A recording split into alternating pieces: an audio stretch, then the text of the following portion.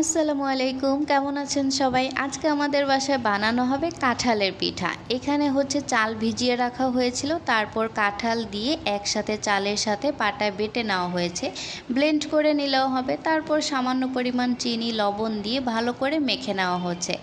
আর এই পিঠা বানানোর মূল আকর্ষণ কি জানেন? সেটা হচ্ছে কলাপাতা। কলাপাতার উপর পিঠাটা বানানো হবে। সুন্দর করে কলাপাতাটা ধুয়ে মুছে এরপর এটা দিয়ে সুন্দর করে আবার একটু নারকেলও দেওয়া হয়েছে। নারকেলটা দেওয়ার কারণে এটা যখন খাওয়ার মধ্যে মুখে পড়বে তখন অনেক বেশি ভালো লাগে। এরপর দেখতেই পাচ্ছেন সুন্দর করে একটি ভাঁজ দিয়ে দেওয়া হয়েছে। ছোটোবেলা থেকে আমি আমার মা, নানি, দাদি সবার কাছ থেকে এরকম করে বানানোই দেখছি। আর এই পিঠাটা খেতে অসাধারণ মজা লাগে। আর একটা ঘ্রাণ যে বের হয় কাঁঠালের, সেটা আরও বেশি ভালো লাগে।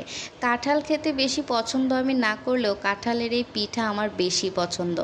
এরপর এপিট ওপিট করে দেখুন কি সুন্দর, কলা পাতাটা একটু পুড়ে পুড়েও যায়, আবার চুলার আঁচটা একদম কমিয়ে দিলেই ভালো হয়। এরপর দেখুন কি সুন্দর হয়েছে মাশাল্লাহ পিঠাটি, আর খেতে তো অসাধারণ দারুণ হয়েছে। আপনারা কে কে এরকম করে বানিয়ে খান অবশ্যই কমেন্ট করে জানিয়ে যাবেন।